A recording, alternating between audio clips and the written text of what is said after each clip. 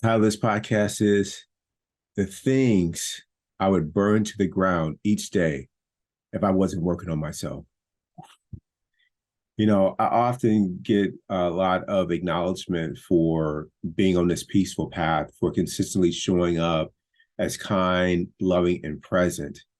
And I tell people the way that I can show up that way is because throughout the day, I'm constantly working on myself. I'm constantly pruning the tree of my mind and my heart constantly.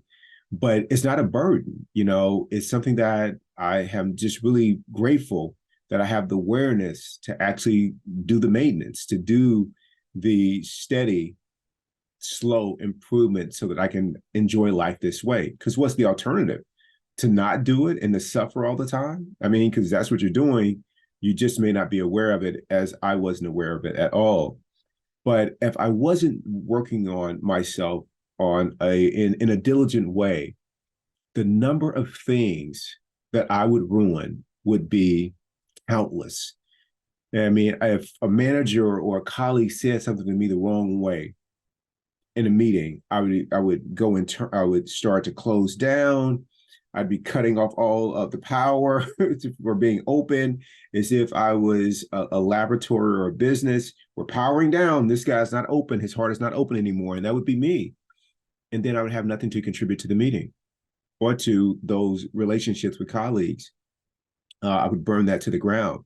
Get on the court playing pickleball with friends. If someone did or said something or didn't play to the level that I thought they could play, I would burn that opportunity to have fun and, in our case, be outdoors, connecting with friends. I would burn that opportunity down to the ground. Walking into a space in which, like working out, and for whatever reason, someone didn't put the weights away, or they didn't set it up the way that I would prefer it be set up for the next group coming in. I would be so upset with that person that the next time I would think it in that moment, and then the next time I see them, it would be nagging at me that I have to say something to them about it, and I would be burning that relationship down to the ground in the moment too. And I would just be doing this with every little situation that would happen. Here I am on today is a Wednesday, and it's a beautiful day here.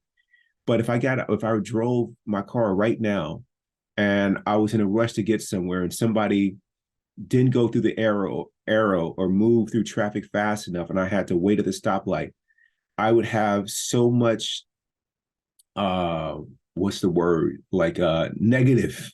I've had so many negative judgments about the driver in front of me, who I think has negatively impacted me.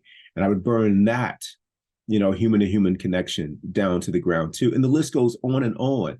I mean, so look at your loved ones, the people that you're close to, look at all the people that contribute to you in the many ways that they do that you think they should be doing it differently or better. You could burn that down to the ground too. Making demands of people is a way to burn things to the ground. And I have just really worked on liberating myself from that by letting all that go. And if I didn't let it go, I would just continue to be worked up all the time. I mean, bothered by everything. I was a walking grievance looking for a cause. I didn't know it, but that's what I was doing.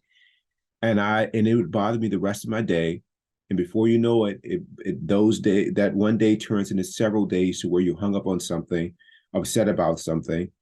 And that is an incredible way and an unfortunate way to spend your life and to spend your days, being bothered and burning relationships and opportunities down to the ground. So I encourage you to, whatever is bothering you right now, make it your work to let it go internally. That's not to say that there's not something that if it requires action for you, take it.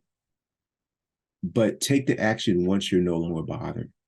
You'll be much more successful. And also, even if you don't reach the resolution that you think is ideal, you're still left with just one problem as opposed to two. And what do I mean by that? One problem is the situation as it is that you define as a problem. Problem number two is your inability to handle it being the way that it is.